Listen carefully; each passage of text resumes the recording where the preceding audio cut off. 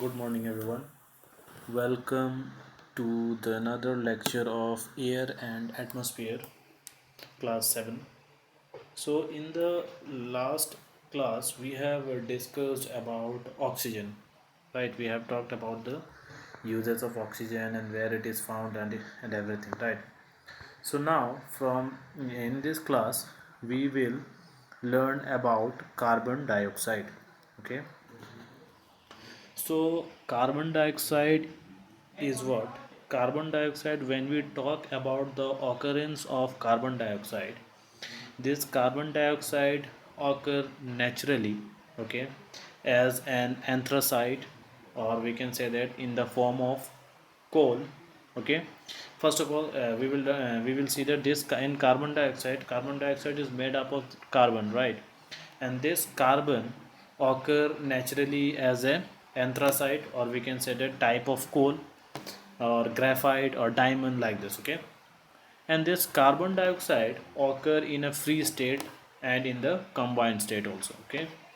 Means in the main constituent of carbon dioxide is what? Carbon, okay. And this carbon is found in the form of diamond, graphite or anthracite, okay, or type of coal, we can say. And this carbon dioxide, when we talk about this carbon dioxide found in the form of a free state, or we can say that in the form of combined state, right?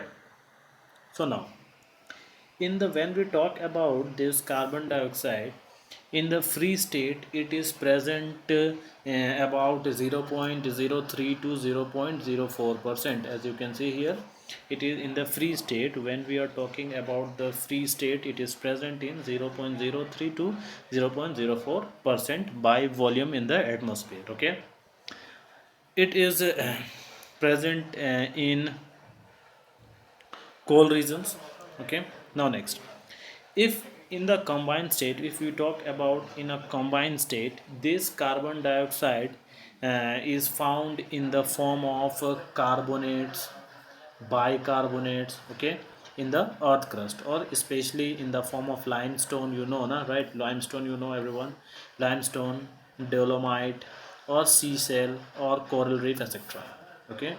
So these are the two states in which they used to found in a free state or in a combined state. When they will found in a combined state, it will be in the form of carbonates, bicarbonates, or in the form of limestone, dolomite, or a sea shell or coral reef, etc. Now, who has discovered this carbon? When we talk about the discovery of this carbon, so it was discovered in 1630 by Van Helmont, okay. You can say here, in 1630 Van Helmont discovered carbon dioxide by burning material rich in carbon. What he has done, he has taken one material which is made up of carbon. We can take that, suppose he has taken coal. Let's take the example, he has taken coal, and what he has done, he has burned that coal. And when he burned that coal, he has found that from that coal one gases is coming out. And this gases is when he has seen that gases does not support combustion, you know, right? uh, so this gases, whatever the gases which he burned, suppose he has burned coal, and from that coal what the gases which was coming out, that gases does not support combustion. So he has given that name carbon, okay. Or we can say that gases, for the gas he has given the name carbon dioxide, okay. Now later in 1783, Lavoisier is a name of a scientist. He is also a scientist.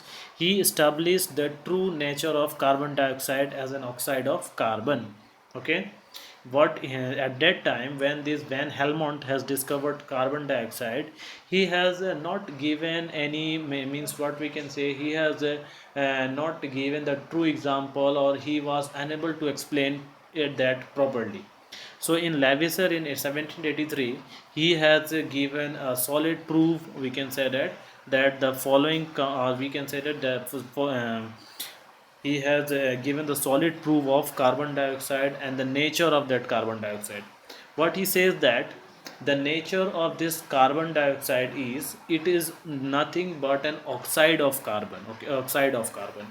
So what he says that this carbon dioxide, how we have obtained this carbon, he has told that since this carbon C, and when we are burning in presence of oxygen, we get what? CO2, CO2, and this CO2 he has given the name what? Carbon dioxide. Okay. So Levisseur has given a true example, or we can say that the true nature of carbon dioxide, and what he says that this is carbon dioxide is nothing but an oxide of carbon, as you can see here. Now, how this carbon dioxide is formed, he has given a simple example that if we burn carbon or carbon containing compound in presence of oxygen, okay, if we are burning any carbon or carbon containing compound, the compound in which carbon is found, then at that time whatever the gases which will come out will that gases will be carbon dioxide. Okay, I hope you have understood this. So this carbon dioxide has uses as well as, we can say that this carbon dioxide has advantages as well as disadvantages. Okay, so first of all we will see the advantages of this carbon dioxide. So when we talk about the advantages of this carbon dioxide, first advantages is solid carbon dioxide, that is in the form of dry ice. Dry ice, whenever anyone say dry ice, so it does not means that the ice we have dried the ice. It is not like this. Dry ice is an other name, or we can say that another name of solid carbon dioxide. As we know that carbon dioxide is exist in a gaseous state, right?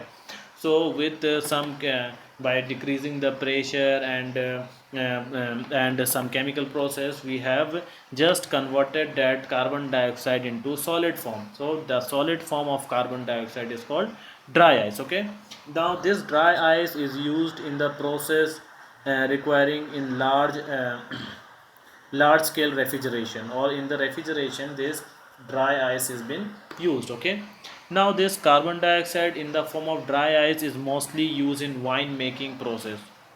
Okay, in wine making, wine, all of you, I hope you all of you know what is wine, right? So when we are making wine, or when we are trying to extract the wine from the grapes or any other materials, at that time we use this dry ice, or the solid carbon dioxide, which is also called dry ice, just to suppose we are making the wine with the help of grapes. Okay, so this carbon dioxide, this solid carbon dioxide, which is called dry ice, is used to cool down the branches of the grape after ripening, in order to prevent the spontaneous fermentation by yeast. You can see here it is written, carbon dioxide in the form of dry ice is mostly used in wine making process to cool down the bunches of grapes quickly after picking, in order to prevent the spontaneous fermentation by yeast. Okay, so this was the first use of carbon dioxide. Now next we will see that carbon, as Van Helmont, when he discovered the carbon dioxide, what he says that it does not support combustion. Okay, so that idea we have picked from him, and what we have done, we have put this carbon dioxide in fire extinguisher. Okay, in fire extinguisher, I hope this fire extinguisher all of you have seen in the hospitals and in somewhere in the public places or school, right? So this is what this is just as a we use this in a fire extinguisher. This carbon dioxide is used in fire extinguisher as a desirable alternative to water for most fire, because as you know that fires are also different type. If the fire is caused by the electric spark, or we can say that short circuit, at that time we can't use water, right? So at that time what we will use, this fire extinguisher. This fire, since if this fire extinguisher does not contain to water, so it will easily it will easily stop the spread of that fire. That is why we are using this carbon dioxide. We use this carbon dioxide, which is called in fire extinguisher, as an alternative to water in most of the fire. Okay, I hope you have understood this. Now next is what, it is also used in carbonated drink, the drinks which we take, just like Pepsi, Coca-Cola, like this.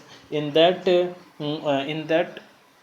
carbonated drink, we are using there, we used to add their carbon dioxide. Okay, as you can see, when if we check that bottle of Pepsi or that Coca-Cola, at that time the fame form like substance will come out, right? That form of substance is just nothing but a compressed carbon dioxide. What we do, we used to fill that carbonated drink with the CO2. We used to put that CO2 inside that carbonated drink. Okay, so next, in chemical industries also this carbon dioxide is used. Okay, as an ingredients, we can say that it is a main ingredient of produce main ingredients in the production of urea, washing soda and baking soda. Okay, as you can say, it is mainly used in it is mainly used as an ingredient in the production of urea, washing soda and baking soda, right? Now next, plant also use carbon dioxide. As you know, plant for to do photosynthesis, plant also used this carbon dioxide to perform photosynthesis. Okay, photosynthesis, I hope all of you know what is photosynthesis. Is the process in which plant prepare their food by taking sunlight, water, and carbon dioxide from the air, right? Now, after that, greenhouse gases can support plant growth with additional CO2 in them. Now, we will see what is greenhouse gases after this. Okay, so I hope all of you have understood about this, the uses of carbon dioxide, right? So, now this compressed carbon dioxide is also used as a cheapest non-combustible pressurized gas. Okay, it is a non-combustible, means the substance which will not burn. Okay, so it is a this compressed CO2, or we can say that compressed carbon dioxide. It is also used in use as a cheapest non-combustible pressurized gas. Okay, and pressured CO2 is used inside the tin, in the life jackets. And in the life jacket, you have seen, in the life jacket mostly they used to add this CO2, or we can say compressed CO2 gas. Okay, and this compressed CO2 gas is also used in the paintball, markers and air guns. Okay, so this was all about the uses of carbon dioxide. So now we will see greenhouse gases. Okay, so what is this greenhouse gases? Now when solar radiation is emitted by the sun, okay, we know that from the sun what we get solar energy. Okay, solar energy in the form of heat or light, right? This two, we get from sun what solar energy. Okay, and this solar energy we get in the form of heat and light. Okay, so as the earth surface get heated, when the solar energy fell on the earth surface, as what will happen, the earth surface will get heated, right? So when the earth surface will get heated, it radiates some heat energy into the space. Okay, as you can take example here, I will show you. Suppose this is our earth and this is our sun. Okay, this is the sun and this is the earth. And when this sun rays is reaching the earth surface, earth will take this radiation and after some time what it will do, it will just, it will take, after that it will throw back this radiation. Okay, we can say that it will give up that radiation. So when it will absorb heat, after absorbing, when it will radiate, means when it will give back this heat into the space, at that time what will happen, the greenhouse gases will trap this heat, means these greenhouse gases which is present in the earth crust, or we can, which is present in the earth, what it will do, it will take that gases. Okay, so this heat energy is absorbed by these greenhouse gases. Since these greenhouse gases absorb this heat, what it will do, and when they will absorb the heat, from heat, they will increase the temperature of the atmosphere. Okay, and the temperature of the earth will get increased, as we can say, since the radiation, once again I will repeat, the radiation, or what we can say, the heat energy which is coming from the sun, and when come to earth, the earth will absorb, first of all they will, earth will absorb that heat energy, and after some time the earth will radiate that heat energy. Okay, so when the earth will give at that heat energy, at that time these greenhouse gases, what it will do, it will absorb that heat. Okay, and when they will absorb this heat, the temperature of the earth, or we can say that the temperature of the atmosphere get increases, and that effect, in through which the temperature of the earth get increases, that effect is called what, greenhouse effect. Okay, I hope you have understood this. So now this greenhouse effect, what it will do, it will increase the temperature of the earth, or we can say that it will warm the earth. Okay, now which gases are called greenhouse gases? Any gas, we can say that any gas, or that gas which causes greenhouse effect. Okay, means what, which will absorb the heat energy. Okay, or we can say that any gas which uh, causes greenhouse effect is called greenhouse gases. Okay, so these greenhouse gases are, is an any gas that has an ability, or we can say like this, greenhouse gas is any gas that has an ability to absorb and trap heat energy reflected from the earth surface. Okay, so I hope you have understood this. Now carbon dioxide, which type of gases are generally called greenhouse gases? So main gases is carbon dioxide. Okay, carbon dioxide, methane. Carbon dioxide is what, CO2, methane is what, CH4. Okay, and after that water vapor, which is H2O, right?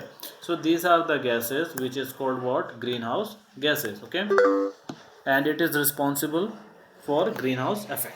Now carbon dioxide is what, it is the most important greenhouse gases. Okay, means between this carbon dioxide, methane and water vapor, this carbon dioxide is the main, we can say that this carbon dioxide is the major or most important greenhouse gas. Okay, sorry. How this carbon dioxide gases are formed?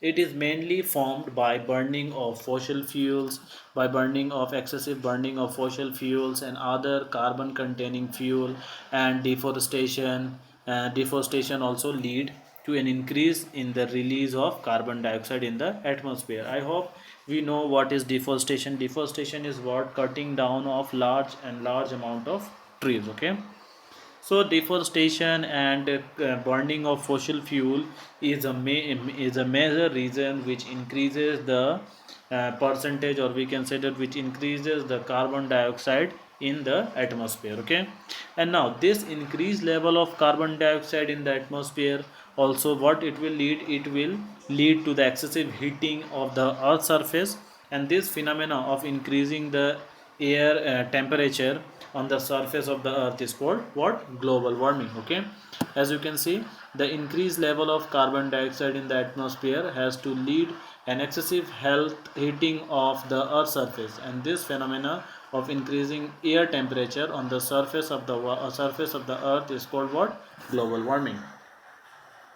Okay, so this was about the carbon dioxide. Now next we will see water vapor. So water vapor is what? Air contain water vapor. Okay, water vapor is what? The amount of water vapor in the air affect the weather condition. Okay, affect the weather and the climate of a particular places. Means what? How the amount of water vapor, whatever the amount of water vapor is present in the atmosphere, they will affect, or that will affect the climate of that particular place. Okay, water vapor also plays a very important role in water cycle. Water cycle, I hope all of you know, right? So in this water vapor, it is another greenhouse gas.